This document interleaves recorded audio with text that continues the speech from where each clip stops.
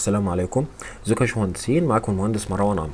النهارده هنتكلم كده على تركايه سريعه في برنامج السيف، وهي ازاي اقدر انقل اللود كومباينيشنز من ملف لملف تاني. يعني ايه يا باشمهندس؟ يعني انا الملف ده بتاعي ده يا شباب ده عباره عن بلاطه عاديه خالص، متعرف فيها اللود باترن ومتعرف فيها اللود كيسز ومتعرف فيها اللود كومباينيشن بالمنظر ده. ادي اللود كومباينيشنز المتعرفه بتاعتي بالكامل، وحتى كمان اللود كومباينيشنز بتاعت الديفليكشن متعرفه. طيب يا باشمهندس انت عايز تعمل ايه؟ انا عندي ملف تاني سيف بس ما فيهوش اي لود كومباينيشن، هو في لود باترن برضه، وخلي بالك لازم يبقى عشان اقدر اعمل الموضوع ده لازم اللود باترن اللي هنا هي نفس اللود باترن اللي هنا بنفس التسميه بالظبط. طيب انا عندي اللود باترن يا باشمهندس هي موجوده، بس ما عنديش اي لود كومباينيشن، محتاج ان انا انقلهم من هنا لهنا. طب اعمل ايه يا شباب؟ اول حاجه هرجع للملف اللي فيه لود كومباينيشنز متعرفه، واجي هنا من قائمه اديت انتراكتيف داتابيز اديتنج، واقول له اوكي. قول له عايزك تجيب لي يا باشمهندس هنا تعرف لي تفتح لي الديفينيشن. انهي بالظبط في الديفينيشن يا باشمهندس؟ عايزك تفتح لي اللود ديفينيشن، وبالظبط تفتح لي اللود كومباينيشن، وهقول له اوكي. هيبدا يا شباب يحمل، هيجيب لي جدول في اللود كومباينيشنز بتاعتي بالكامل. ادي الجدول بتاعي يا شباب في اللود كومباينيشنز بتاعتي بالكامل. كل اللي انا هعمله هقول له من اكسل سند داتابيز تيبل تو اكسل، حولها لي او صدرها لي لشيت اكسل عشان اقدر اتعامل معاه. ده شيت الاكسل بتاعي يا شباب بكل اللود كومباينيشنز اللي موجوده فيه.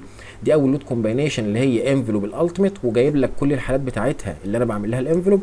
بعد كده مثلا الحاله الثانيه انكريمنتال ديفليكشن، لايف لود ديفليكشن، توتال ديفليكشن، وهكذا. كل حاجه موجوده هنا يا شباب. طب هعمل ايه بعد كده؟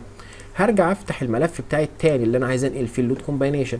لو جيت يا شباب عملت بقى انتراكتيف داتابيز اديتنج من قائمه اديت، واجي على الديفينيشن هقول له لود ديفينيشن، هاجي ابص على اللود كومباينيشن هلاقيها اصلا مش موجوده هنا. ليه؟ لان الملف ده ما فيهوش اي لود كومباينيشن. طب الحل ايه؟ هاجي من ديفاين لود كومباينيشن، وهعرف اي لود كومباينيشن ايا كانت، اهو مش هعدل فيها حاجه، بس المهم ان في لود كومباينيشن موجوده. واقول له من قائمه اديت انتراكتيف داتابيز اديتنج، من الديفينيشن هات لي اللود ديفينيشن، وعلم لي على اللود كومباينيشن. ظهرت اهي معايا، ظهرت معايا لان انا خلاص ضفت بالفعل اللود كومباينيشن. هقول له اوكي. هيبدا يحمل الجدول، ما عنديش الا اللود كومباينيشن واحده، هعلم عليها واقول له من هنا ديليت ريكورد، امسحها انا مش محتاجها. ارجع لشيت الاكسل بتاعي مره ثانيه، وابدا اعمل عليه سيلكشن بالكامل اهو من الاول لغايه الاخر. ادي شيت الاكسل بتاعي بالكامل انا خدته كوبي اهو، كنترول سي. هاجي مثلا هنا واروح واقف هنا كده وعامل كنترول في، هلاقي شيت الاكسل بتاعي بالكامل اتضاف هنا.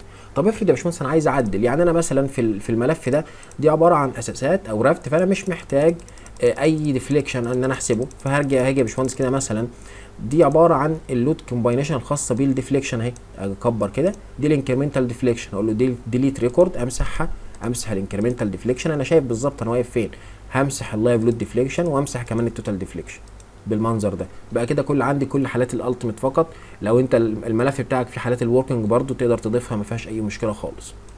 تمام. اجي يا باشمهندس هنا اقول له دان، واقول له يس. هيبدا بس ان هو يحمل.